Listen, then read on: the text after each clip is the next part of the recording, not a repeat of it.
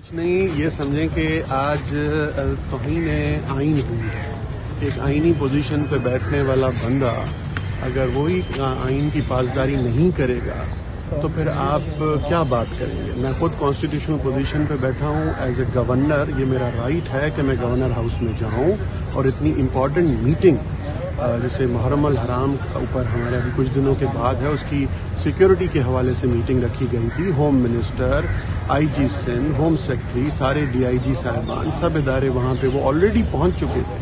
अब उस पर यह है कि प्रिंसिपल सेक्रेटरी कह रहा है कि गवर्नर साहब मुल्क से बाहर गए लेकिन ऑफिसर की चाबी अपनी जेब में डाल के ले गए। अब ये देखें, ये बहुत छोटी सोच है।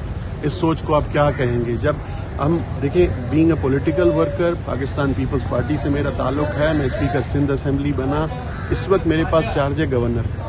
तो आइन की पासदारी करना हमारे लिए अवली फर्ज होना चाहिए। और अल्हम्दुलिल्लाह कॉन्स्टिट्यूशनल कोर्ट्स बन गई हैं, तो अब इसमें ज़रूर मैं जाऊंगा कि इसको मुझे इसका हल निकाल के दें कि जब एक खुद स्टेट का नुमाइंदा जो आइन पाकिस्तान जिसको तहफ़्फ़ुज़ देता है, जो खुद स्टेट का नुमाइंदा है, अगर उसको आप इस तरह जाएंगे और वो इस तरीके से उसके साथ बिहेव किया जाएगा, कॉन्स्टिट्यूशन की पासदारी नहीं होगी, कॉन्स्टिट्यूशन पे अमल दरामद नहीं होगा, तो जब आप आइन से खिलवाड़ कर रहे हैं, आइन की तौहीन कर रहे हैं, तो उसके लिए क्या होना चाहिए फर्दर। तो इसलिए मैं आया हूँ यहाँ पे। अभी इंशाल्लाह कुछ दिनों में आप देखेंगे कि फैसला क्लियर हो जाएगा। प्रेसिडेंट साहब को भी लिखूंगा, सबको लिखूंगा कि अगर इस तरीके की तरीक़ेकार चलता रहा तो फिर इसको अब इसलिए मैं यहाँ आया हुआ हूँ कि कोशिश करेंगे कि इससे कोई अच्छा फैसला निकल आएगा।